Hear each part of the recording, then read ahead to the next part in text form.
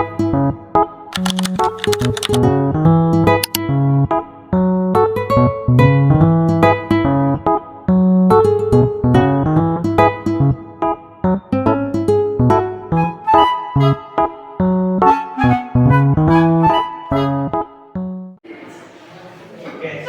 warahmatullahi wabarakatuh. Waalaikumsalam warahmatullahi wabarakatuh.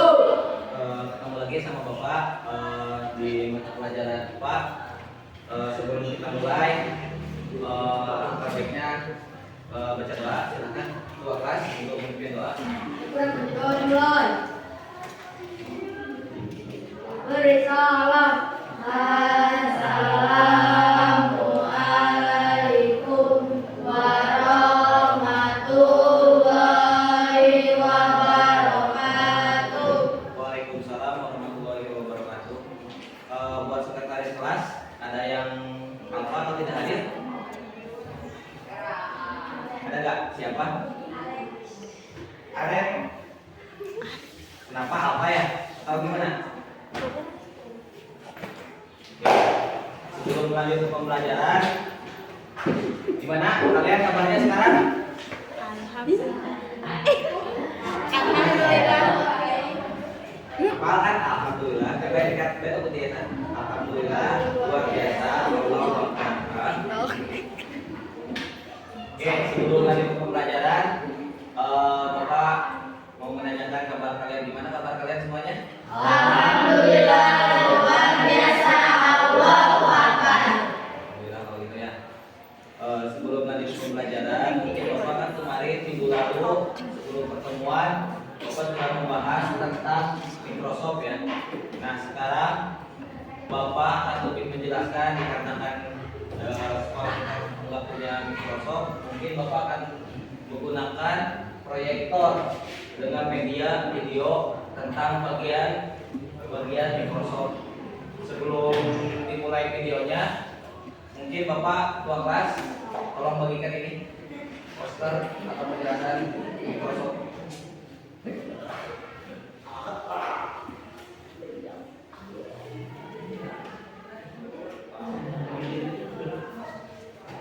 Oke.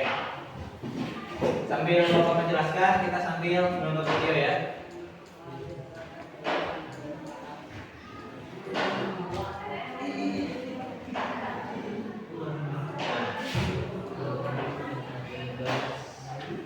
Yang pertama, bagian Microsoft itu ada lensa. Bagian lensa okuler ada bagian paling atas, atau dengan kata lain bahasa ilmiahnya culus atau mata. Kenapa disebut lensa okuler? Dalam bahasa ilmiahnya disebut culus atau mata? Karena lensa okuler bagian yang paling kena dengan mata kita, atau bagian atas yang paling kena sama mata kita, makanya disebutkan dalam bahasa ilmiahnya oculus atau mata.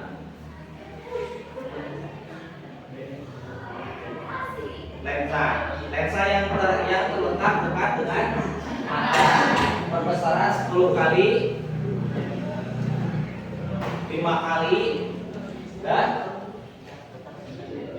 12,5 ya. Nah, buat yang kedua ada yang disebutnya lensa objektif. Lensa objektif atau revolver. Dengan pengertian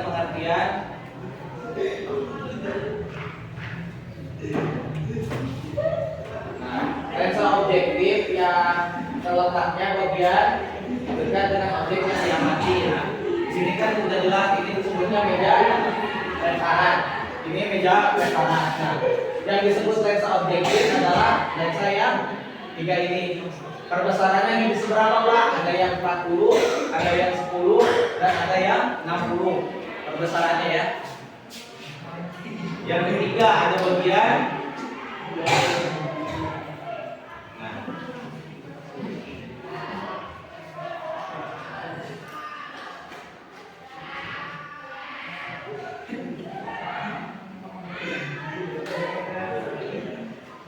Nah, buat yang kedua bagian ini yang pertama lensa okuler sama lensa objektif yang disebutnya perbesaran bayangan benda.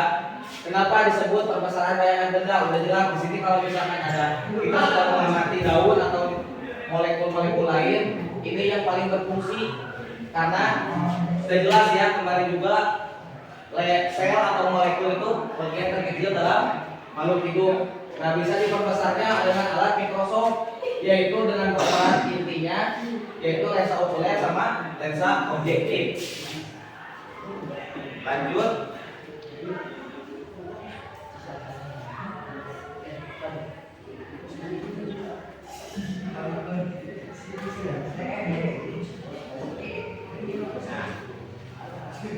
Di sini udah jelas lensa okuler perbesarannya maksimalnya misalkan perbesarannya 10 kali.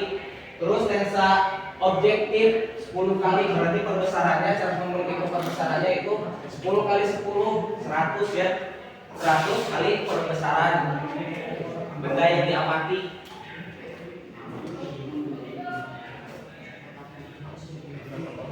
Nah, buat yang ketiga ada istilahnya atau nama bagian tabung untuk menghubungkan lensa objektif dan lensa okuler. Kalau misalkan tidak ada tabung, pasti lagi kita mau bisa mengamati benda yang kita amati, apa yang akan kita amati.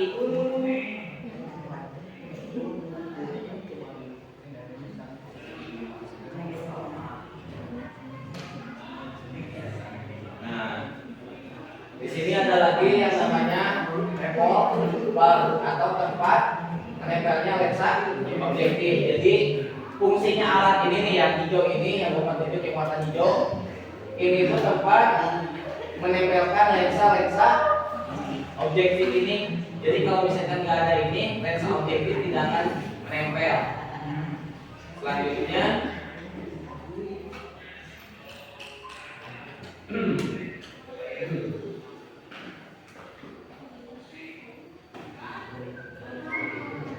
nah sebelum ntar ada kuis ya.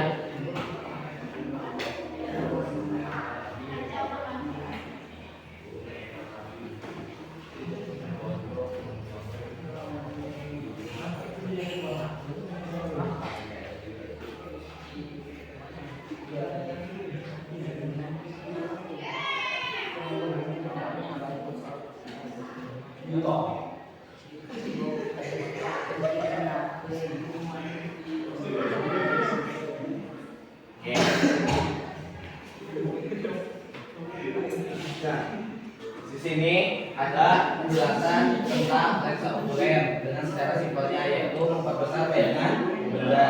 Terus tabung mikroskop untuk menghubungkan lensa okuler dan lensa objektif. Untuk menghubungkan lensa ini sama lensa ini kita sebut namanya lens tabung mikroskop untuk menghubungnya.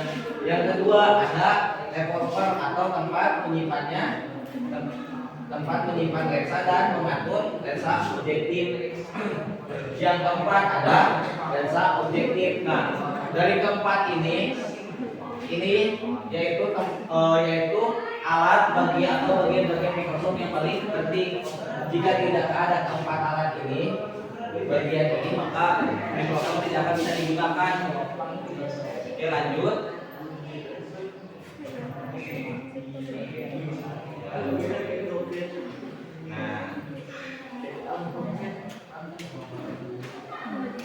Yang selanjutnya bagian mikroskop ada yang dinamakan cermin. Tahu kan cermin? Tempat apa cermin? Tempat kaca kan? Nah, Pak, emang juga ada cerminan di tempat mikroskop? Bukan tempat kaca sebenarnya, men. Kalau di mikroskop cermin berfungsi untuk memantulkan cahaya. Cahaya dari mana? Cahaya dari matahari atau dalam ruangan. Misalkan kita dalam ruangan ada cahaya lampu.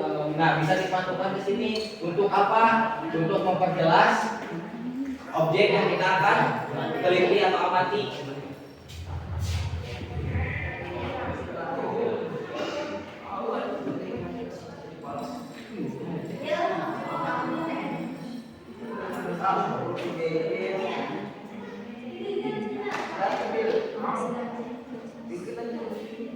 Nah, maksudnya yang tadi kata Bapak ya, kalau misalkan kita pasti juga kita akan mengamati benda-benda mikroskop atau mengamati bagian-bagian yang kita mau amati oleh Microsoft, pasti kita akan di dalam ruangan, yaitu di lab IPA. Nah, pastinya juga namanya juga di dalam ruangan, pasti kita kekurangan cahaya. Mungkin hanya cahaya sinar matahari yang masuk dari jendela sama cahaya lampu. Nah, fungsi cermin ini untuk apa? Untuk memantulkan cahaya, karena dalam kotak ini nih yang kondensor itu akan misalkan kalau nggak ada cermin pasti akan gelap. Jadi cahaya, misalkan cahaya lampu ya akan dipantulkan ke kondensor. Kemudian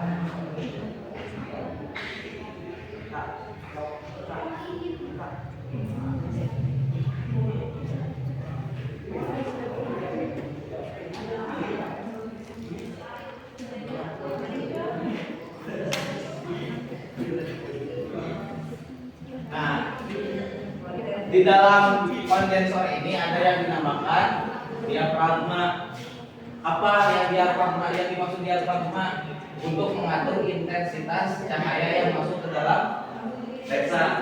Lalu misalkan cangkring dan mau benar pasti jadi silau.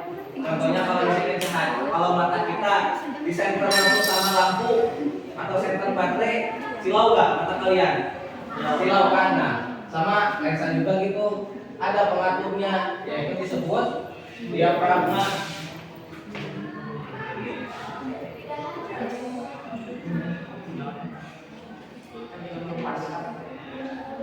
Terus di sini ya Bapak ada tambahan ya. Pak, untuk mengatur, memperbesar atau memperkecil diafragmanya gimana? Nah, di sini nih. Kalau misalkan ada Microsoft di sini, yang bulat ini bisa diatur ya, diputar-putar, bisa diperbesar lingkarannya atau bisa diperkecil.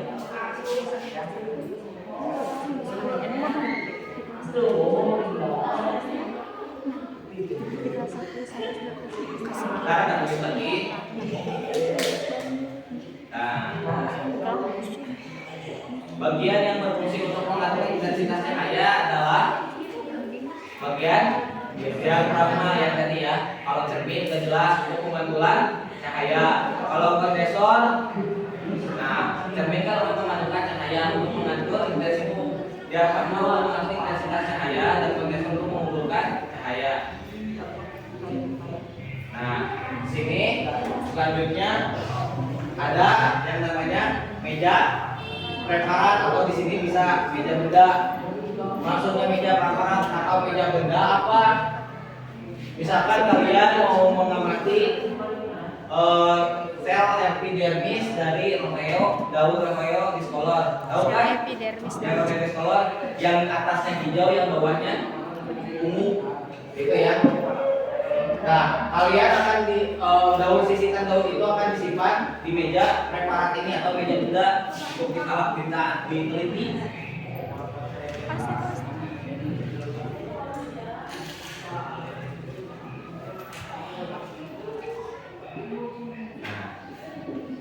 Meja preparat yaitu dari bagian yang meja preparat itu ada bagian penjepit untuk menjepit kaca preparat. Yang mana Pak kaca preparat? Yang ini nih. Ya, yang kotak ini. Fungsinya untuk apa? Tempat menyimpan objek.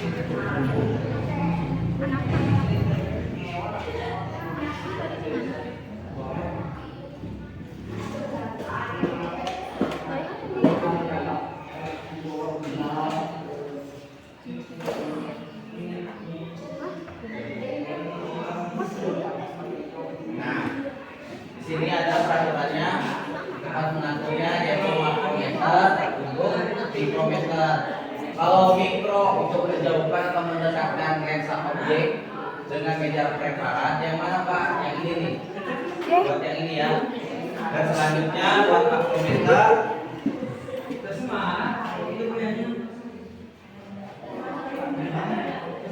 lensa yang akan lensa objektif yang akan bergerak cepat. Yang ini objektif di dalam.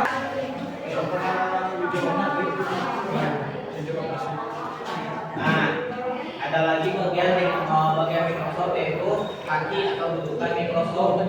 Intinya ini seperti kaki kita untuk bisa berdiri. Kalau misalkan tidak ada ini, akan ikut Microsoft. tegak.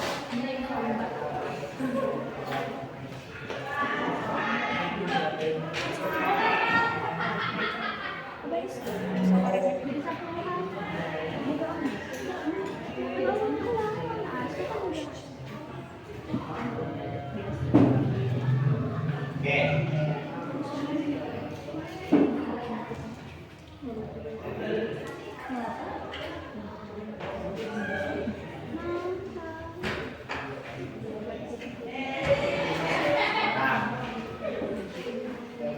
Maaf deh. Nah, apakah sudah selesai tentang bagian-bagian Microsoft? Sudah jelas ya, ntar videonya Bapak kirim ke ketua kelas untuk lebih jelas untuk dipelajari sama kalian. Mungkin yang disebut bagian-bagian Microsoft itu ada lensa okuler, terus tabung, makrometer, mikrometer, pegangan untuk memegang, meja preparat itu ada penjepit sama kaca preparat, terus kondensor, diafragma, tempat mengatur intensitas cahaya masuk, terus cermin untuk memantulkan cahaya, dan kaki untuk tempat berdirinya di kelas supaya berdiri tetap. Oke, kalian tadi kan Bapak sudah komentar tentang bagian-bagian Microsoft. Sekarang kita tonton bersama-sama tata cara penggunaan Microsoft yang baik dan yang benar. Dikarenakan kita gak ada Microsoft asli ya, jadi Bapak hanya menggunakan media video melalui proyektor atau infocus. Kita tonton bersama-sama, amati, cermati ke cara penggunaan Microsoft.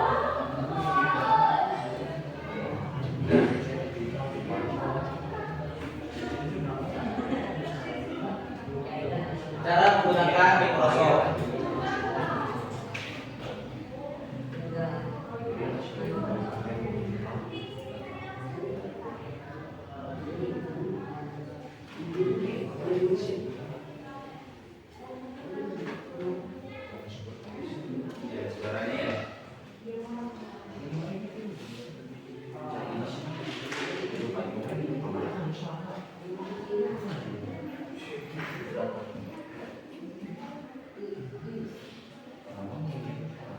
Nah, tadi kan ini tabung Microsoft, ini disebutnya semuanya kalau keseluruhan disebut badan Microsoft. Ada yang lensa okuler sama lensa objektif. Ini yang menggunakan 10 kali. Nah, ini yang tadi Microsoft itu menyimpan atau menempelkan lensa objektif. Ini pegangan. Nah, cara memegangnya itu buat pegangan itu seperti ini. Pemutar kasar, terus naik turun, pemutar halus. Nah, maksud Bapak tuh gitu ya. Kalau ini diputar ke sini, ke atas, kalau ke sini ke bawah. Supaya apa-apa diputar-putar itu supaya naik turun, supaya lebih jelas untuk lebih jelas melihat benda yang kita amati. Nah, kalau yang ini untuk yang ini nih, terus kemudian meja preparat.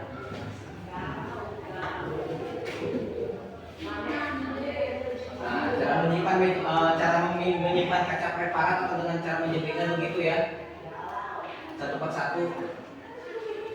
Di sini ada tuas nih sebenarnya tuh. Nah, bentar ya. Nah, itu ada tuas. Saya menjepit rambut bisa diangkat untuk membuka menjepit preparat ini. Nah, itu yang dimaksudnya cermin.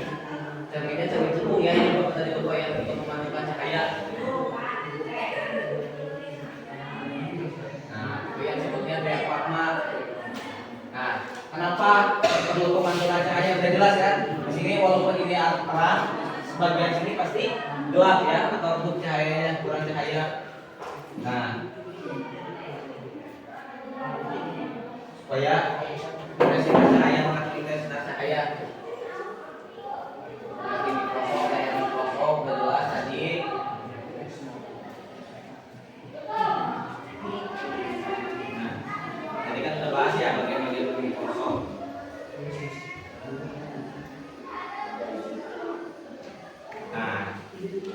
kalau misalkan kalian praktek di lab IPA, cara membawa Microsoft jika kalian disuruh sama guru kalian, cara pegangan Microsoftnya harus nggak sembarang ya. Nah, cara pemegangnya gitu. Yang ini kan tadi pegangan, ini kakinya di bawah tangan. Kenapa? Supaya enggak lensa-lensa itu copot atau jatuh.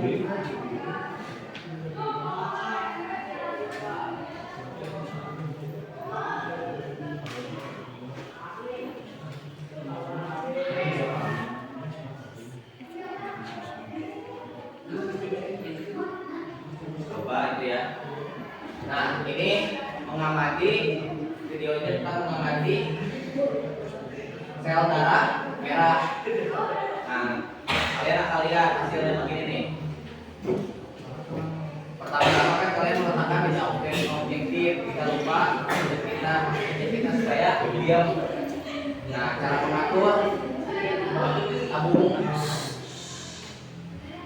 Nah, untuk mendekatkan ke objektif barang yang kita amati.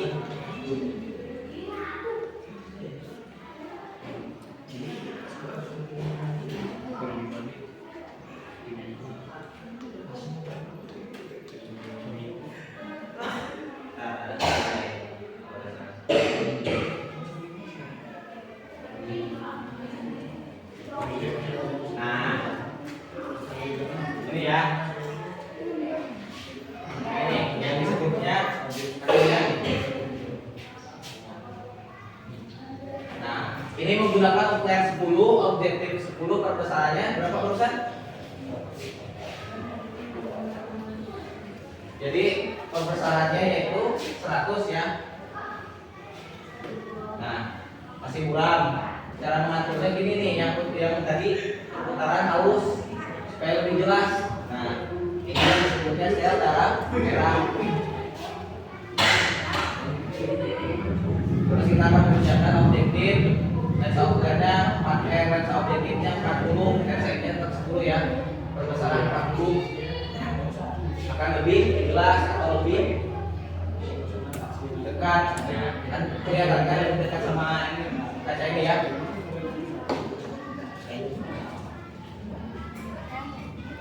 Nah, jika lensa ini tepat, kita geserkan meja belakangnya.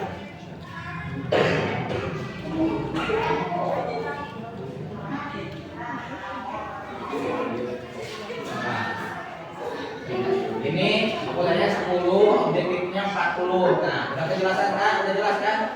Nah, supaya lebih jelas, ini masih kurang. Nah, untuk mengatur supaya tidak mudah, kita perlu memutar yang disebutnya perputaran halus yang kecil dulu yang tadi di atas.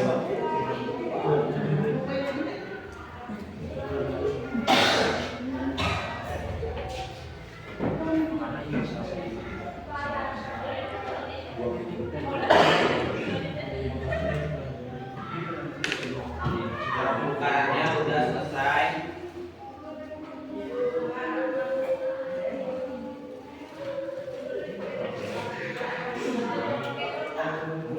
Oke. Udah jelas kan? Sudah ada bayangan tentang bagian-bagian Microsoft, cara penggunaan Microsoft. Mungkin dari Bapak pelajaran sekarang cukup sekian ya. Tapi sebelumnya Bapak ingin membagi kelompok 3 kelompok dikarenakan kertasnya ada 3 ya. Tadi Bapak bikinnya 3. Minggu depan kalian mungkin diskusi tentang cara penggunaan Microsoft atau bagian-bagian Microsoft. Kalian pahami di rumah, kalian tetap membaca entah itu di Google maupun dimanapun ya. Untuk lebih lanjutnya minggu depan kita akan diskusi per kelompok. Jadi per kelompok itu tampil ke depan menjelaskan. Nah ini bagian objek itu ini untuk apa fungsinya dan seterusnya. Oke, cukup sekian dari Bapak. Wabillahi taufiq wal hidayah. Assalamualaikum warahmatullahi wabarakatuh.